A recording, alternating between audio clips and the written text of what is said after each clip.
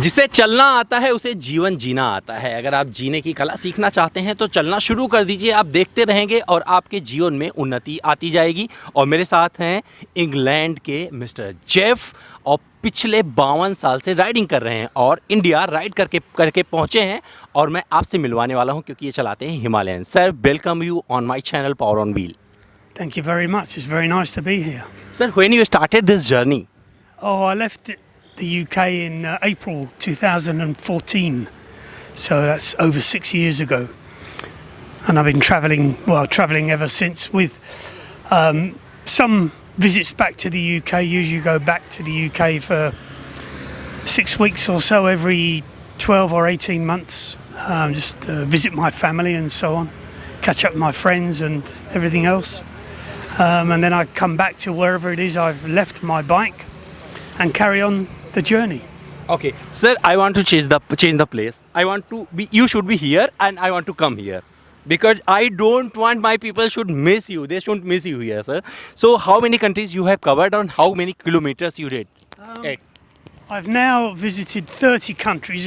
India is my 30th country, which isn't really very many in 6 years, but I travel slowly.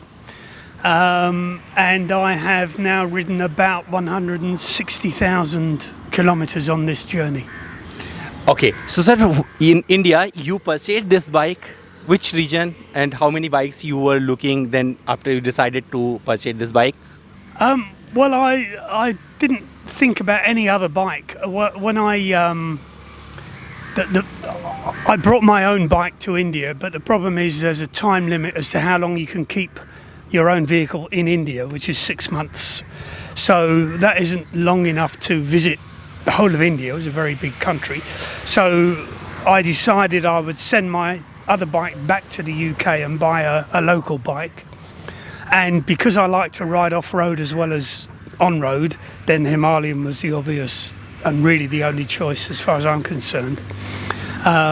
It's got a very good reputation. The price is very good, especially for someone who has a European style of income rather than an Indian level. And it just seemed a very sensible idea to get an Indian bike, and then I could spend as long as I want to in India without the hassle of having to worry about timescales, you know. So you did many modification on this bike. So what you did, I want to know from your side. Well, if you look around the bike, you can see I've bought some saddlebag stays here, and crash bars, and this GPS bar.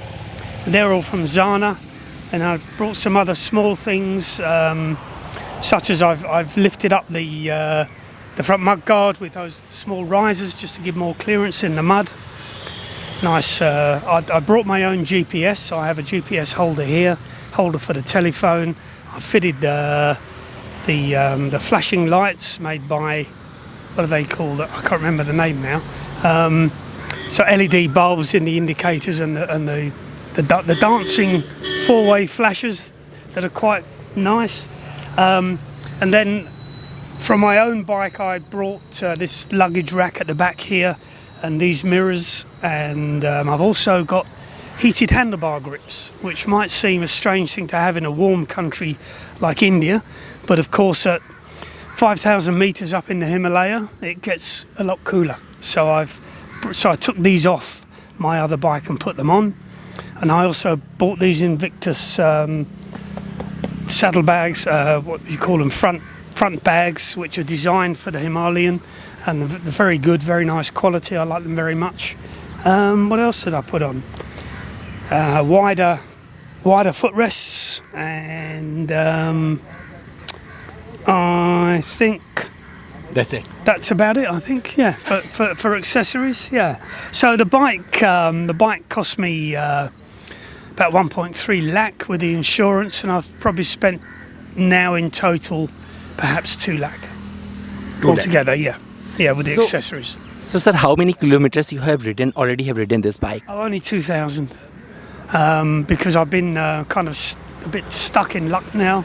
I've been to some other places. I went out to Ayodhya and Allahabad and a couple of other places just to get some distance on the bike. So I just know it's all okay before I leave Lucknow on a longer trip. So, sir, how is the overall experience with this bike? Because this is a very special bike that people is saying this is the off-roading bike. Yeah, I haven't been off-road yet, but of course some of India's roads are like being off-road and it handles that very well. So I expect it to be pretty good. It's a bike that rides kind of solid on the ground, if you know what I mean. Doesn't bounce around or anything like that because it's quite heavy really for this kind of bike. But that gives you a solid feel on the ground, so I anticipate it being pretty good off-road. But I don't think it will be quite good enough for really, really tough tracks. There is a limit, I think, with a bike like this. It's a compromise. It's mostly a road bike, but has the ability to handle rough roads and tracks and so on without putting the rider at any kind of risk. So it's a dual-purpose bike, but I would say it's a little bit more road-orientated than off-road, which is really what you want. It's a travelling bike. What that means is it's a good travelling bike, so you can go anywhere you want to. Sir, do you have any complaint regarding this bike, if you have feel anything? No, it suffers a little bit from this thing that Himalayans seem to have where it stalls for no particular reason. You know, you're going around a corner or something, the revs are low and it shuts off. But I understand that as the distance on the bike gets more and more, that effect goes away. I do have one complaint, which is that the side stand is too long.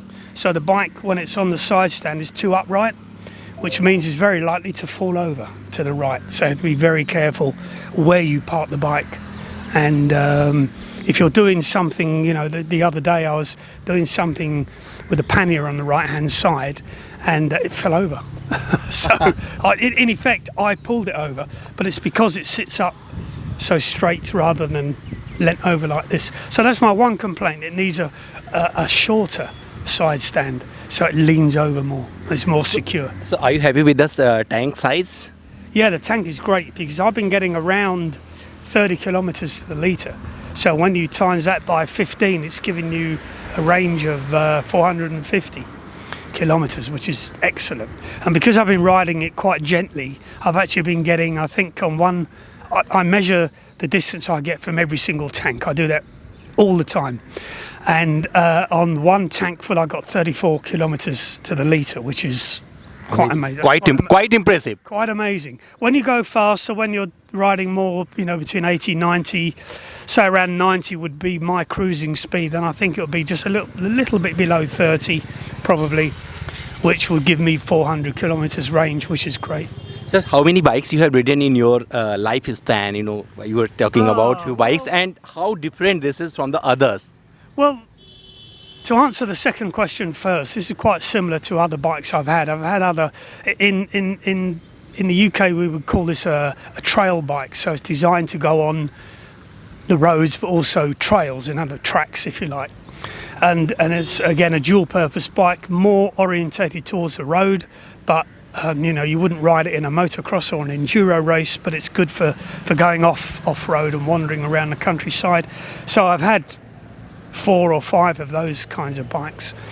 But then all my other bikes were big touring bikes, like I had a BMW K100, which was a wonderful bike. I've now had 3 Moto Guzzis, which are an Italian bike with a big V-twin engine in them. And they're really nice. And then I've had some smaller bikes over the years, including some old British bikes such as a Velocet and a Vincent when I was much younger. So I've been riding since I was 16, which is now 52 years. So I guess in that time I probably had, I don't know, a dozen bikes, which isn't many, but when I get a bike, if I like it, then I keep it. I don't swap bikes just for the sake of swapping a bike. I'll swap bike if I need to. So unlock process is started in India. This is the 3rd phase now. So what's your next ride? What's the destination here in India? Well, leaving Lucknow, I want to go up to Ladakh if I can get there, and then go to Nepal, and then some of the more eastern sides, Sikkim and across there. I came into India from Myanmar, so I came into Manipur, So I've ridden around some of those states already, but I want to explore along if you like, the Himalayan foothills, along by Sikkim and along that stretch of country, and then just to tour around all the rest of England over the next 18 months or thereabouts. Sir, you have already ridden this bike in the 30 countries. So how different is India if I want to talk about the traffic perspective and everything, culture? Well, every country is different, and every country traffic-wise is different. I mean, Asia generally for traffic is, to a European eye, you would describe it as mad traffic. But you get used to it, and I've been riding around Asia now since 2017, so 3 years. So I'm very used to the Asian style of riding, and India is. What's the difference between India and, let's say I was in Bangladesh? That's much busier, but a little bit more disciplined. I think my criticism of the Indian driver, the car driver, is that they just do things without any warning and no consideration for anybody else, even more than in other Asian countries.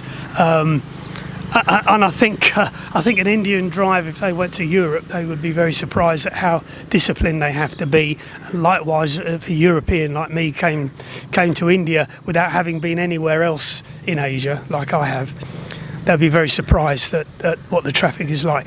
But what you do is you adopt a calm attitude. You don't get angry at anybody or the traffic because there's just no point. It isn't personal. If someone is overtaking a vehicle and they're on your side of the road, then you just have to move over and let them go by. It's not a personal thing against you, it's just the way it's done. So you just learn to cope with everything. So you are living your life on wheels, and my channel is Power on Wheel. Basically, I want to know how many people are in your family, they are waiting for you. Is all they call every day to you? No, I don't speak to my family every day. Of course, we use social media, so I'm always in touch. I ring them up my children particularly every couple of months maybe, just to catch up on their news. My brothers and sisters, well, we all live our own life, so we're not in touch so often. But of course, like I say, there's always email or social media to keep in touch with people. It's quite a small world these days in that respect. It's very easy to be in contact with your loved ones. So I never feel lonely, really. I'm happy to be on my own and just travel around and meet new people everywhere I go. That's a great delight of traveling, really. So you have a great experience of the riding. So you want to add any message to the Indian riders if they want to start their journey on the bikes? Well, I'm very lucky because I have a reasonable income from pensions, and I've rented out my house while I'm away, while I'm not using it. So I have a reasonable amount of money. What would I say to someone who's thinking of going off riding? If someone's quite young, so you know your kind of age, in their 20s or 30s or whatever, there's two things I'd say. Number one is look after your health, because if you stay healthy, then travelling when you're older is far easier than if you've become, overweight or got heart problems or something like that. So that's number one rule. If you're young, stay healthy. The second thing is just, you don't have to spend your life waiting for the big ride to come along.